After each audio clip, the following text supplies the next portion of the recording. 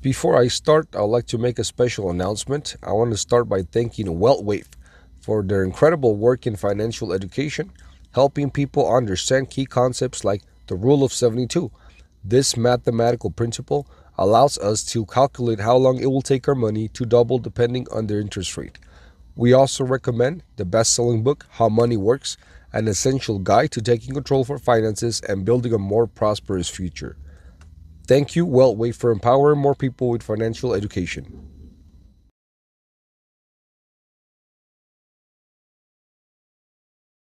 With over 350 appearances on major networks like ABC, CBS, CNBC, Fox, NBC, and SiriusXM, and features in Newsweek and the Wall Street Journal, WealthWave, along with the Money Book series, has established a strong presence in the financial industry. These media features not only enhance our message of financial education, but also add credibility. They enable us to engage a wide audience and lead conversations on financial literacy, reinforcing our role in promoting financial empowerment. Our dedicated network of educators work together to foster knowledgeable and financially empowered clients.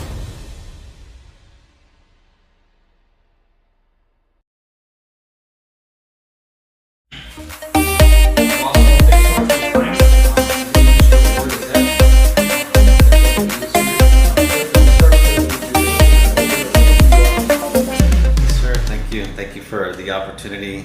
My name is Joe Loya, and born and raised here in El Paso, Texas, lifelong resident. The only time that I left El Paso was for the military. I did 3 years in the Navy. That's something that I didn't leave to the Navy because I was Mr. GI Joe. I grew up in the late 80s and early 90s. It was bad. It was a rough time, and I was in the wrong circles at the time, and it's I'm not proud of it, but it's something that it was a saying that I used to tell my loved ones. I'm like, I'm gonna do time for the government. Might as well get paid for it, because I was doing bad during that time frame. So I went to the local recruiter and said, you know what, get me out of here, get me out of El Paso, because I was going down a dark path, and gangs and stuff like that. So, but it's just after that, came back home, and it's been a journey, man. It's been a journey. It's been some type of road. I've had some bad stuff happen, and I made it worse with my own actions. I'll share that shortly. As soon as I got back from the service, I came back in March of '98, and in June of '98, my wife passes away on me in a car accident, and that just that led me down a dark path of. I didn't cope. I didn't properly cope with the loss, and I just self-medicated and just went down an ugly path of drinking, led down to drugging, still working, still being a quote-unquote functioning alcoholic, as they like to call us, but no, I mean, that's just until finally, DWI after DWI. Thankfully, I never hurt anybody in my stupidity. It was always California stop, or making a right turn without stopping, or some small traffic violation that always busted me. But I ended up going away for some time. But God had a plan, and in November of 2015 is when my life made a 180, and my life changed completely. I was incarcerated. I was in Texas Department of Corrections, and I heard his voice. I heard his voice clearly, and my life changed from that moment on. And it's been beautiful after that. It's been beautiful. This was early on in my incarceration, so I did 2 years in incarceration at that time, and so I get out in 2017. And after that, it's just been glory after glory, level upon level. It's just been amazing, the things that he's done for me through me, with me. It's just amazing. I mean, I could give you story after story. I mean, I'll share one really quick. I mean, just one that just shows his, I mean, his power. But it was again 2017. I get out, and obviously I need a job. You know, I need to get back on my feet, pay, you know, make money and stuff. And my last employer before leaving, I was working for the state. I was working for Texas Workforce Commission. I was the claims examiner for the unemployment claims. Yeah, I was the one that was saying yes or no to people filing for unemployment. And so as I get out, as I step foot onto free land, Hurricane Harvey had just hit Houston, if you remember. And so, you know, I'm out talking to people, reconnecting with people, and I bumped into an old coworker of mine, and he's like, "Man, we're swamped with the disaster claims. You know, I mean, we're hiring because we need help." And so I tell myself, I'm like, "Well, I'm gonna go apply. I mean, what can they tell me? All they can do is tell me no, and I'm in the same boat that I am now. Anyways, it doesn't, you know, no's a no." But sure enough, I got hired. It was a temporary position. It was just, you know, just to alleviate the, you know, the overflow of the disaster claims that they were having filed. But it afforded me the ability to, again, get a job, get some paychecks underneath me, get back on my feet. And everybody was just blown away. You know, I mean, people were just like, once they found out that I was working for Texas Workforce Commission again, they were like, "How in the hell you just got out of the state and now you're working for the state?" And it's just, again, my answer was just pointing up. I mean, because there was no other reason, or, you know, it shouldn't have happened. And you know, it's just, again, I can go on and on about just different examples of that, but it's been a joyous ride these last seven years. Yeah, it sounds like a great ride, and you were talking about some things that caught my attention. Definitely, of course, the whole story is amazing. Right. What is it like for? What can you tell us? Can you describe the spiritual awakening? Because I've heard that from some people, and they all describe it really nice in different ways. How would you describe yours? So the best way that I can describe my personal experience with that is there's Ray Lewis, the middle linebacker for the Baltimore Ravens. So there's a real famous video that he recorded, and you can YouTube it. It's about 6 or 7 minutes long, and on his video, I think he's giving a speech at the Hall of Fame induction. And so he talks about that night when they were at the club, and, you know, fight breaks out in the club, and then shots ring out, and then his black navigator is the only one there, and they take off, and boom, and 2 people died at that incident, and they went and found him, and they arrested him in front of his kids. And so he talks about that whole ordeal, and he says that he's locked up in the jail, and that a whisper came, and that whisper said, "Can you hear me now?" And that's exactly what I heard. I heard that. It's you know, I distinctly heard that whisper, and it's you know, I still get teary-eyed just thinking about it, because it just, I knew of God. You know, I've always been a quote-unquote believer. I was raised Catholic, but and not to knock my Catholic faith people and everything. I love the Catholic faith, but I'm gonna say that you know, a lot of people, they go to church just to check off that box, and, you know, after that, they just forget about it, you know. And many of people will go get drunk on a Friday night, Saturday night, and then, oh, gotta go to church on Sunday and stuff, and just to check off that box. And no, man, I mean, so you know, again, that's not everybody. I'm not throwing a blanket on everybody, but me personally, you know, when I heard that, for those 2 years that I was incarcerated, it gave me the opportunity to grow in my faith. I got moved over to the faith-based dorm that most prison units have.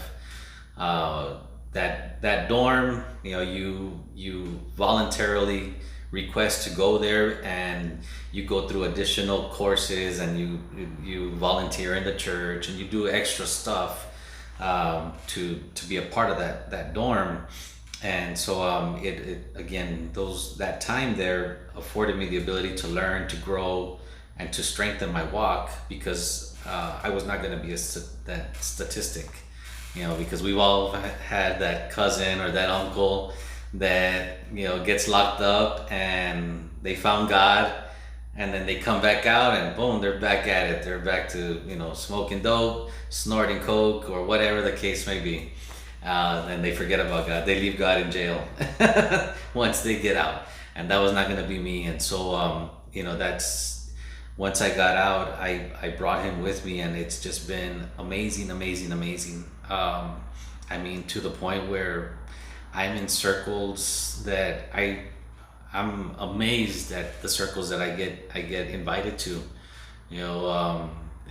I'll share something that just recently happened. A pastor reached out to me, and he invited me to a pastor's luncheon that they're going to be having with Pastor Cruz, Ted Cruz's father. And I'm like, I'm not a pastor. I told him, I was like, I'm not a pastor, bro. he's like, yes, you are. He says, I see you on social media. I see your walk. I see what you do around the community. He says, yes, you are.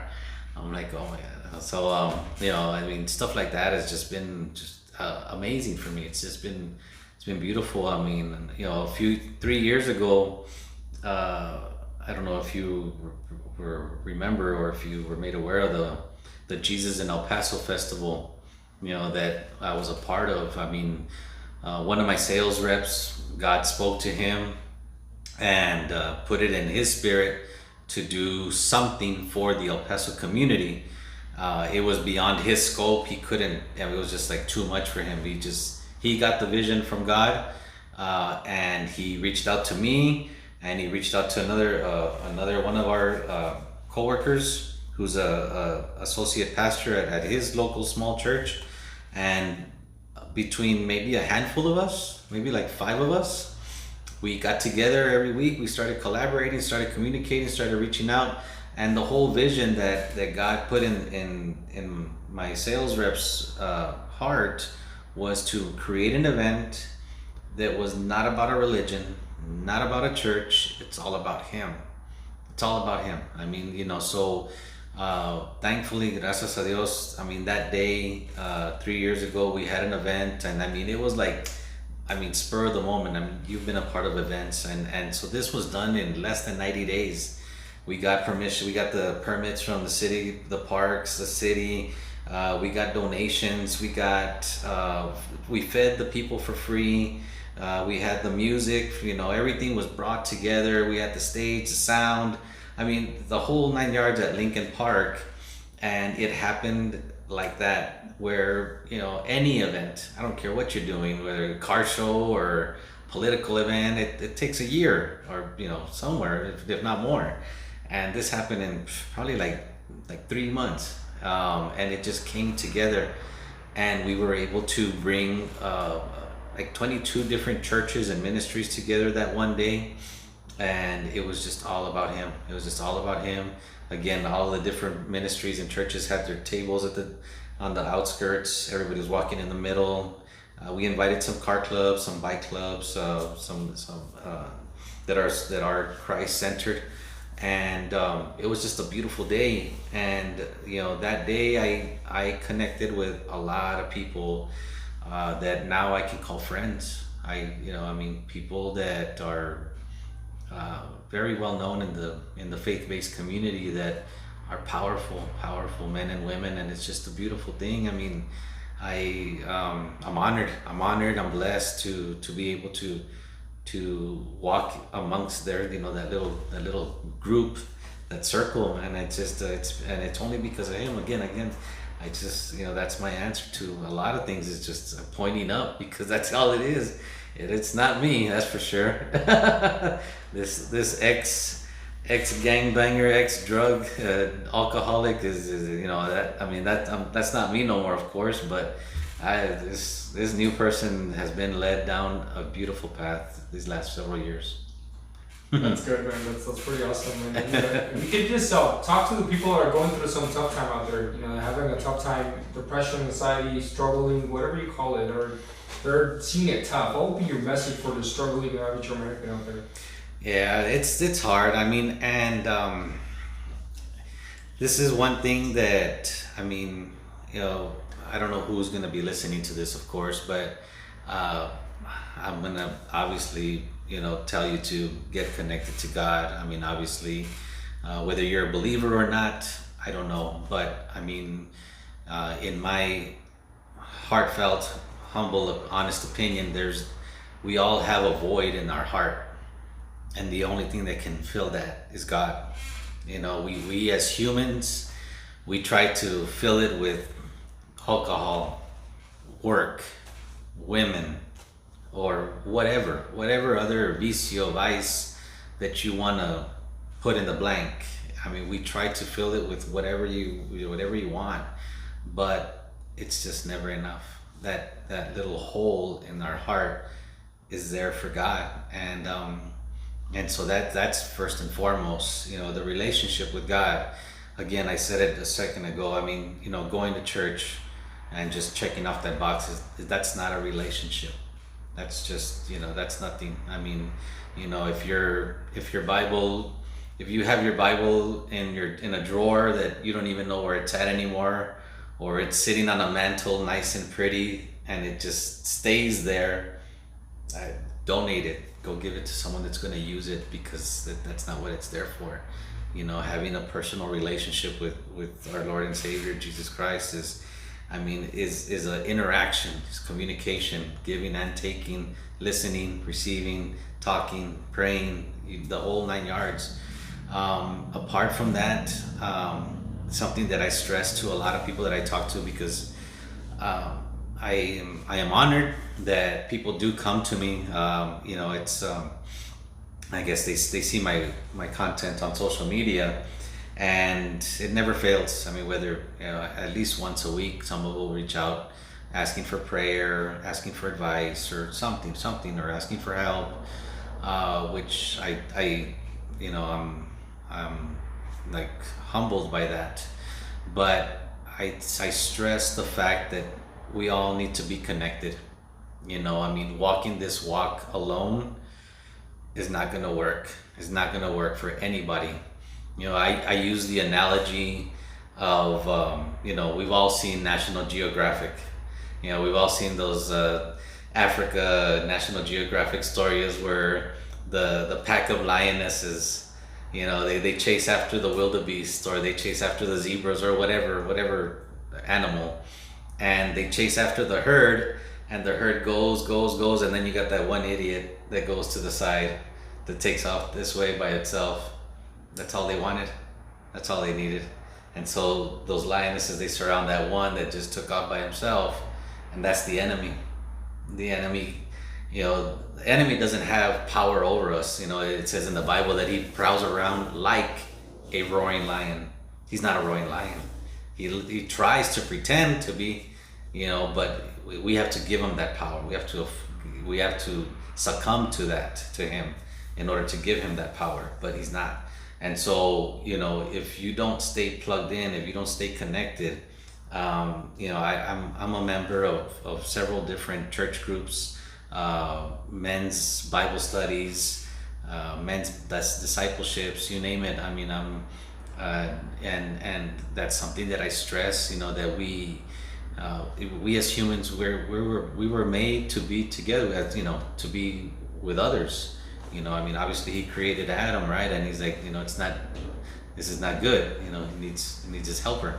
He made Eve, right? And so apart from marriage, another thing is your church group or your body, whatever that may be. Again, I'm not here to dictate what exactly your body is supposed to look like, but you have to do this walk with other people. because doing it alone, we're we're human. We're gonna fall. We're gonna fall. No one is perfect. No one is perfect. So I mean, there was only one perfect that walked this earth, and so I mean, we need to rely on that. Okay. Sir, thank you so much. And then just two questions to finish it off. Where can people find you on social media? Yes, I'm on Facebook and Instagram as Joe Rudy Loya. That's my entire name, pretty much. LinkedIn, Joe Loya. Those are the main three that I mean, I have a Snapchat, I have a TikTok. Oh, yeah, I do a TikTok. I do a TikTok as well. I do devotional readings on there that the Lord has led me to share. And so those are the main ones, but that's all under my name, pretty much, Joe Loya or Joe Rudy Loya.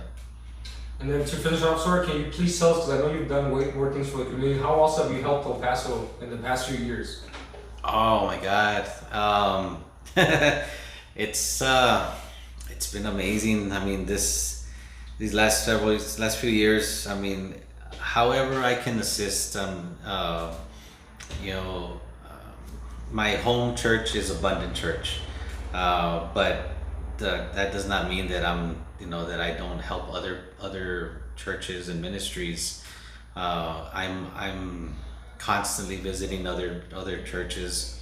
I volunteer at Abundant. I volunteer at their Abundant Recovery, which is something that I'm very, very fond of, because Abundant Recovery is kind of like Celebrate Recovery, if any of you have heard of that. And I mean, that deals with addiction, depression, anger, you name it. It's not just addiction, right? And so they do a phenomenal job there of helping people, and it's all free. Enhanced Christian Center has a Enhanced Fest music festival that they do every year. I've been blessed to be able to be a corporate sponsor for them the last couple of years. Gangsters for Jesus ministry, they're an amazing ministry that works. They hold church in an alley, literally. I mean, they are boots on the ground, soldiers of Christ, that they don't have a four walls. They're out literally in the alley downtown El Paso, and it's phenomenal. It's beautiful what they do. Aside from the faith-based aspect of things, I mean, I'm all about personal development and trying to get people connected. I mean, I'm not a member of like the chambers, but I definitely network a lot, and I'm involved in a lot of different circles. So obviously, like I mentioned in the beginning, I'm a veteran, so my veteran community is near and dear to my heart. I'm a member of Team RWB, the Travis Manion Foundation, Veteran Business Association, just as to name a few. Veterans at Breakfast, that we meet once a month. And then, just people reaching out to me, trying to, asking me how I can help them further along in their entrepreneurial walk, in their small businesses, and so on and so forth. So, I mean, I love helping. I love giving back. I love El Paso. I really do. And it's just, if as much as I can, I'll be there to help in any facet.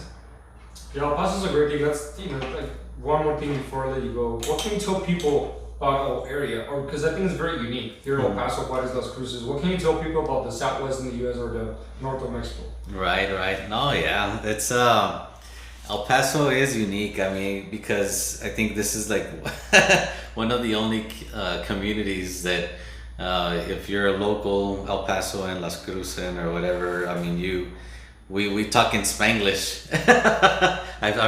It's slipped out a couple of times throughout this interview, it's just second nature. I mean, there's just no getting around it. That's part of our language, and it's beautiful because, I mean, we're able to intermingle English, Spanish, lingo, and it's awesome. I mean, and this community is beautiful because of the people. I mean, that everybody knows.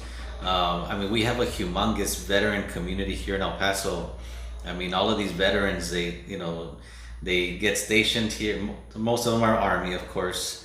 And so they get stationed in Fort Bliss. They do their little 3, 4, 5 years, whatever, in Fort Bliss. They go to Korea or wherever else, wherever part of the world they go, and then they end up coming back to El Paso because they love El Paso. They love the community. They love the people. I mean, it's so. I mean, that is just a testament in itself. We were